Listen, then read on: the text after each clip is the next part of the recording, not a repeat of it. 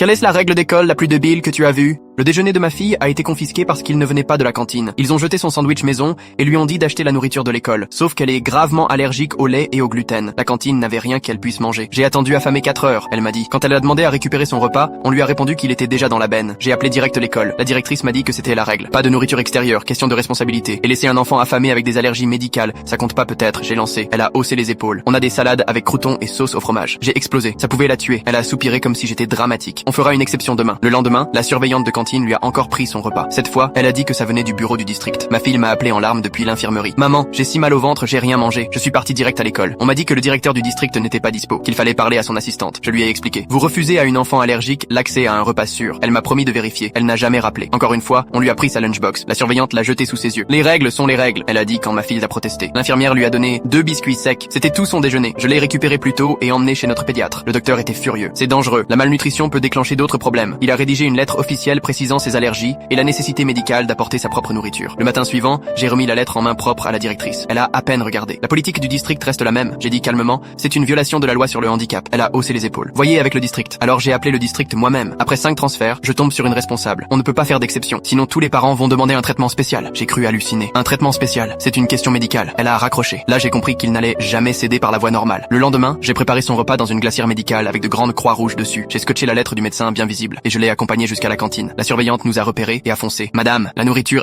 je l'ai coupé fort et clair. Ceci contient un traitement vital pour allergie grave. Vous êtes formé médicalement pour gérer un choc anaphylactique. Elle a blémi. Bah non, mais la règle, parce que si vous confisquez ce repas et qu'elle fait une réaction, c'est vous qui serez responsable. J'ai sorti mon téléphone. Je dois appeler les urgences tout de suite ou j'attends qu'elle arrête de respirer après vos plats pleins de lait. La surveillante a reculé comme si la glacière allait exploser. Je dois vérifier avec le bureau. Elle a balbutié. La directrice est arrivée en vitesse, le visage crispé. Elle a vu la glacière avec la lettre collée dessus. Il y a sûrement un malentendu, a-t-elle soufflé. Aucun malentendu, j'ai répondu. Soit ma fille mange son repas médical, soit vous expliquez à la police pourquoi vous mettez la vie des enfants en danger. La directrice a hoché la tête tout de suite. Bien sûr, les exceptions médicales sont toujours acceptées.